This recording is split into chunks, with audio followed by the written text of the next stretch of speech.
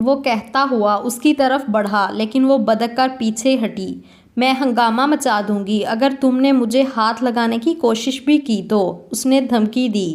Mrs رابع مہروز بخت، یہ آپ کی بھول ہے کہ آپ کی دھمکیوں میں آ کر میں آپ کو چھوڑ دوں گا، اپنے حق سے دستبردار ہو جاؤں گا۔ میں ایسے لوگوں میں سے نہیں ہوں، میں اپنی ضد پوری کرنا جانتا ہوں اور بہتر ہے کہ آپ میرے ساتھ سیدھی طرح پیش آئیں ورنہ مجھے الٹا پیش آنے میں بھی وقت نہیں لگتا۔ یہ تو آج آپ دیکھ چکی ہیں۔ وہ اسے کلائی سے پکڑ کر اپنی طرف کھینچ چکا تھا۔ ایک مرد سے مقابلہ کرنا اس کے بس سے باہر ہو گیا تھا۔ اس کی ساری جدوجہد ناکام ہو گئی تھی۔ وہ بے بسی سے تڑپ تڑپ کر رونے لگی، مگر مہروز پر اس کے آنسوؤں اور سسکیوں کا بھی کوئی اثر نہیں ہوا۔ اب چاہے وہ تڑپتی یا بلکتی اسے پرواہ نہیں تھی، بقول اس کے اس نے اپنا حق وصول کیا تھا۔ باہر دروازے پر دستخط ہو رہی تھی مگر وہ بے حس بنی بیٹھی تھی اور کوئی جواب نہیں دیا۔ پھر تھوڑی دیر بعد دوبارہ دستک ہوئی۔ اس بار دستک متواتر ہونے لگی تھی۔ ابھی بے سود سوئے مہروز کی نیند کا سلسلہ بھی ٹوٹ گیا تھا۔ اس نے چونک کر آگے پیچھے دیکھا۔ وہ دونوں پاؤں صوفے پر چڑھائے گھٹنوں کے گرد بازو لپیٹے بیٹھی تھی اور اسے دیکھ رہی تھی۔ مہروز بیٹا دروازہ کھولو، باہر سے عارفہ بیگم کی پریشان آواز آئی۔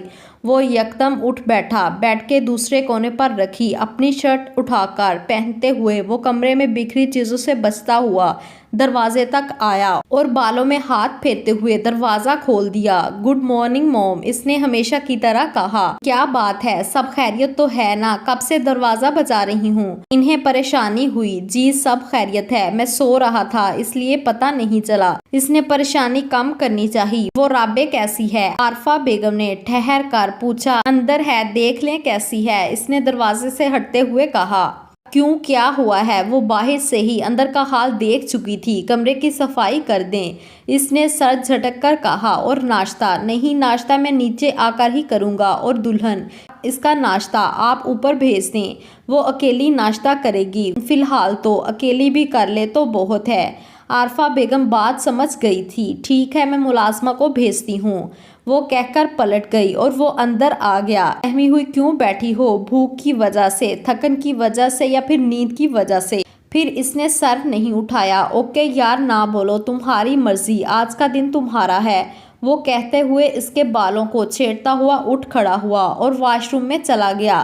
ملازمہ کمرے میں صفائی کرنے لگی اور اندر ہی اندر حیران ہو رہی تھی۔ بیگم صاحبہ، آپ بیڈ پر بیٹھ جائیں، میں صوفہ بھی صاف کر دیتی ہوں۔ صوفے پر پھولوں کی پتیاں بکھری تھیں لیکن اس کا پارا ہائی ہو گیا۔ دفع ہو جاؤ یہاں سے، میں آگ لگا کر جلا دوں گی سب کچھ، وہ ملازمہ پر چلانے لگی۔ اتنے میں وہ واش روم سے باہر نکلا۔ تم جاؤ، یہ کام بعد میں کر لینا، اس نے ملازمہ کو نرمی سے جانے کا کہا۔ وہ سر ہلا کر چلی گئی۔ البتہ وہ باقی ساری صفائی کر چکی تھی۔ پاگل ہو گئی ہو؟ پاگل ہوں، تم نے مجھے پاگل کر دیا، وہ کاٹ کھانے کو دوڑی۔ ہاں میں، بس صرف 2 دن میں ہی، اس نے اسے چھیڑتے ہوئے کہا۔ وہ بے بسی کے اس مقام پر آ گئی تھی کہ بار بار آنسو آ رہے تھے۔ تم نے مجھے اپنوں سے دور کر دیا مہروز بخت، تم نے مجھے سب کی نظروں میں گرا دیا، کہیں کا نہیں چھوڑا۔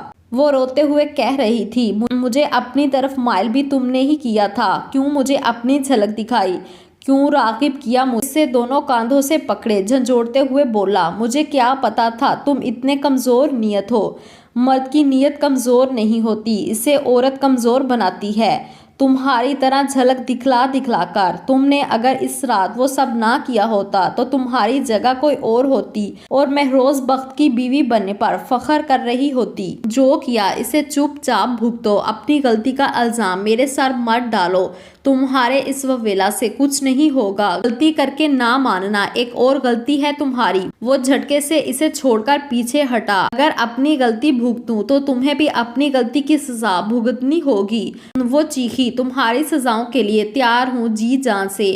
وہ شیشے کے سامنے کھڑا بال رگڑنے لگا اور وہ نفرت سے رخ موڑ گئی۔ ملازمہ اس کا ناشتہ بھی لے آئی تھی مگر اس نے واپس بھیج دیا۔ وہ پچھلے 1 گھنٹے سے مسلسل اپنی موم کا نمبر ڈائل کر رہی تھی مگر مسلسل آف جا رہا تھا اور پریشانی کی بات یہ تھی کہ موم کے ساتھ ساتھ ڈیڈ کا نمبر بھی آف تھا۔ تنگ آ کر اس نے لینڈ لائن نمبر ڈائل کیا۔ ہلو کار ریسیو کرنے والی ملازمہ تھی۔ رضیہ میں رابع بات کر رہی ہوں، موم سے کہو میں بات کرنا چاہتی ہوں، اس نے بے قراری سے کہا۔ سوری بی بی جی، بیگم صاحبہ نے کہا ہے کہ وہ آپ سے بات نہیں کرنا چاہتی، ملازمہ نے کہا۔ لیکن رضیہ تم ان سے کہو میں صرف ایک بار۔ اس نے کچھ کہنا چاہا مگر دوسری طرف سے فون بند کر دیا گیا اور فون اس کی موم نے بند کیا تھا۔ وہ دور بیٹھی بھی سمجھ گئی تھی۔ کیا بات ہے بیٹا، یہاں کیوں بیٹھی ہو؟ عارفہ بیگم کی نظر لابی میں بیٹھی اپنی بہو پر پڑی۔ خیریت تو ہے نا؟ کسی کا فون آیا تھا؟ انہوں نے فون کے قریب بیٹھے اسے دیکھتے ہوئے کہا۔ نہیں تو پھر کال کی تھی؟ جی۔ کس کو؟ اپنی موم ڈیڈ کو۔ اچھا بات ہوئی؟ ان سے کیا کہتے ہیں؟ عارفہ بیگم کو سن کر خوشی ہوئی۔ کہتے ہیں مجھ سے بات نہیں کرنی، انہوں نے بھی مجھے دھتکار دیا۔ عارفہ بیگم کی خوشی ماند پڑ گئی۔ ارے نہیں بیٹا، ایسے نہیں کہتے، وہ تمہارے ماں باپ ہیں، تم سے ناراض نہیں رہ سکتے، یہ سب بس وقتی غصہ ہے، جب غصہ اتر گیا تو سب سے پہلے تمہارا خیال آئے گا۔ انہوں نے سر پر ہاتھ پھیرتے ہوئے کہا۔ ڈیڈی کا غصہ وقتی ہو سکتا ہے مگر موم کا نہیں، وہ اپنے بھائیوں سے کم نہیں ہے۔ لیکن بیٹا تمہارے لیے ان کے دل میں نرم گوشہ ہمیشہ رہے گا۔ ہو نہ ہو، اگر نرم گوشہ ہوتا تو وہ کل میری زندگی کے فیصلے پر یوں چپ رہ کر ماموں کا ساتھ نہ دیتی۔ وہ بدگمان تھیں لیکن بیٹا بات اصول کی اور سچائی کی تھی۔ تمہاری موم الیاس بھائی کا ساتھ نہ دیتی تو وہ لوگ جھوٹے پڑ جاتے۔ ایسی کون سی قیامت آ گئی تھی جہاں نوبت اصول اور سچائی تک چلی گئی؟ ایک ذرا سی بات کو سب نے ایشو بنا دیا، میری ہنسی مذاق کو میرے گلے کا توق بنا دیا۔ بس بیٹا قسمت کی بات ہے، اللہ کی رضا تھی، اللہ کی رضا میں راضی ہونا سیکھو۔ اور اچھا تو آپ اور آپ کے بیٹے نے بھی نہیں کیا، اس کو تو میں کبھی معاف نہیں کروں گی، اس نے مجھے سب کی نظروں میں گرا دیا، نفرت ہے مجھے اس سے اور خود سے، کہہ کر وہ کھڑی ہو گئی۔ اندر بیوٹیشن تمہارا انتظار کر رہی ہے۔ بیوٹیشن، آج شام تمہاری شادی کی ریسپشن ہے نا؟ میں نہیں جاؤں گی اور نہ ہی تیار ہوں گی۔ نہیں بیٹا ایسا نہیں کرو، ایک غلطی تم پہلے ہی کر چکی ہو۔ ہزاروں لوگوں نے باتیں کی، سرگوشیاں کی، لیکن جیسے تیسے گزر گیا۔ کیا تم پھر چاہتی ہو لوگ باتیں بنائیں، تمہاری غیر موجودگی پر سرگوشی کریں؟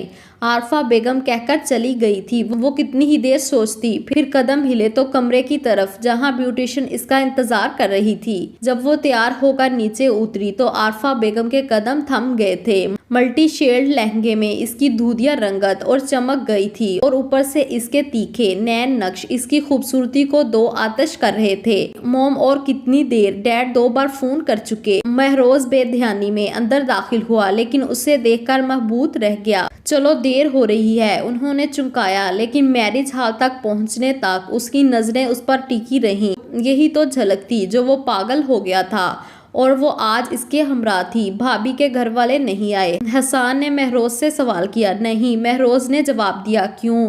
تم اچھی طرح جانتے ہو۔ لیکن یار انہیں خیال کرنا چاہیے تھا، اکلوتی اولاد ان کی بھابھی ہیں، اس طرح تعلق توڑنا حیرت کی بات ہے۔ حسان نے رابع کے اکیلے پن کو نوٹ کرتے ہوئے کہا۔ ان کی بیٹی ہے، ان کی مرضی۔ مہروز نے لاپرواہی سے کہا۔ قصور تو تمہارا بھی ہے، سزا صرف بھابھی کو کیوں مل رہی ہے؟ تمہاری وجہ سے سارے رشتے ٹوٹ گئے اور تم ٹھاٹ سے انجوائے کر رہے ہو۔ اوئے یار بس بس، اپنے اونچے خیالات اپنے تک رکھ، اس نے سن لیا تو ہنگامہ مچا دے گی، وہ تو پہلے ہی اپنا کوئی ہمنوا ڈھونڈ رہی ہے۔ صوفی الیاس سے پھر رابطہ ہوا؟ نہیں یار، لیکن کوشش کروں گا سب ٹھیک ہو جائے۔